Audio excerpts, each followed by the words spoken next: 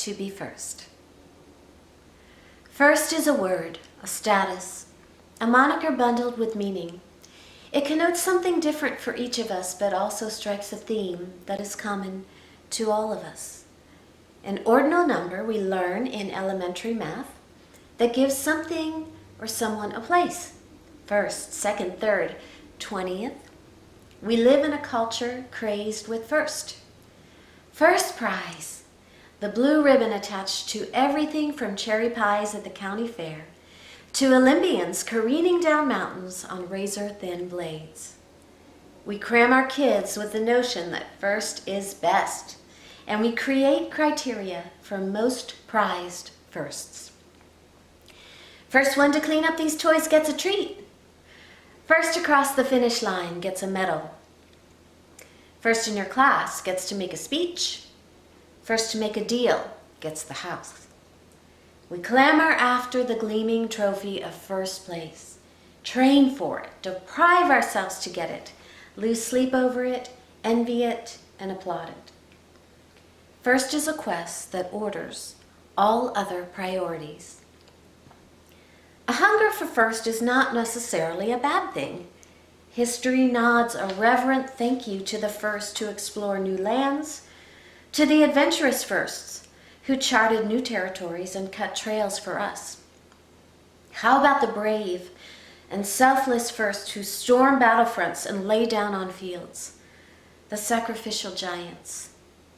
It's a good thing to reflect on the tireless firsts, the ones who win votes, march for peace and equality, find cures.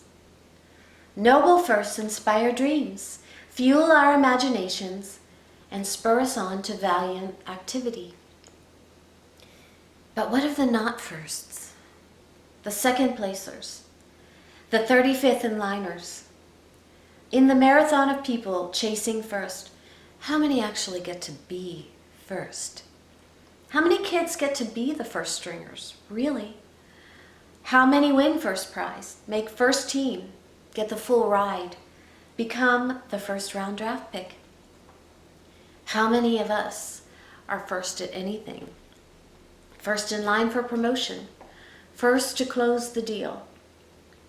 First can be fleeting, and what if we are the first to fail? And then there are the hidden firsts, the small carat jewels that sparkle brightly and fit perfectly on our fingers. The first edition, the first hushed snowfall, the first day of summer, the first cry of newborn life. These are the firsts we don't have to aim for, jockey for, race for, or step on someone to grasp. They just come to us, floating on the wind like dandelion seeds, or twirling helicopter seeds from tall oaks. We can catch them if we're paying attention, if we're game for walking. No strolling, the lesser-known backroads of life. We might even see the familiar in a new first light. And what about the games? The psychological tests that begin with, say the first thing that comes to mind.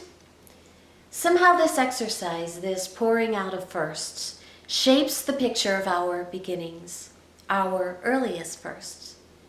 And all the firsts along the way force us into new shapes and set our course.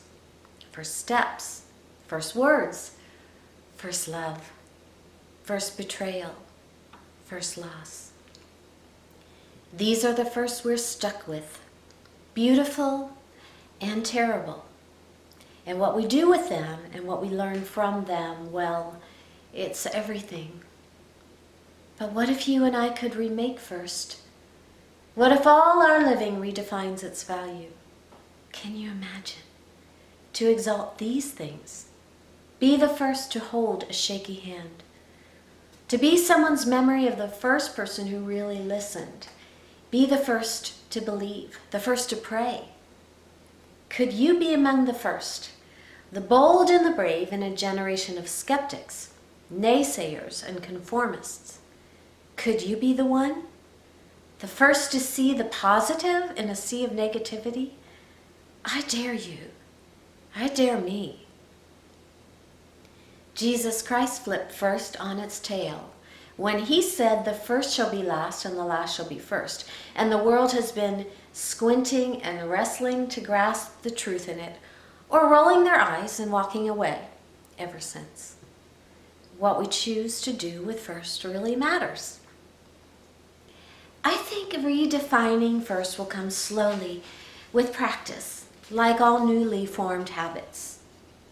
Artists, dancers, musicians, boy, they put in the time. They sweat and savor the honing of skills, like athletes building strong muscles and increasing agility. But perhaps first making is not so arduous.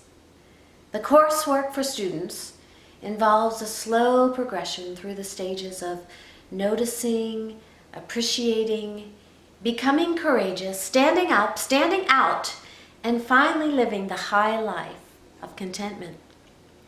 Fair warning, these fields of study don't come with accolades, scholarships, memberships, or millions. But these graduates truly are the brave, adventurous firsts. They are skilled at spotting sadness in someone's eyes. They are experts in asking questions like, "How are you, really?" They cherish being the first to hear good news, or being the first cheerleader for a down and outer. Their major is seeing beyond what the world calls minor. Remaking first will also require some unlearning, some careful choosing. What are the firsts that mean the most? This is where I must enroll in the school of discovery and discard the gaudy, glittering firsts for those of purest gold. Then I will fearlessly stand up and shout, "Pick me! Pick me! I want to be first!" Maybe I will be misunderstood, but it's okay, really, because I will know. I will know what it means to be first.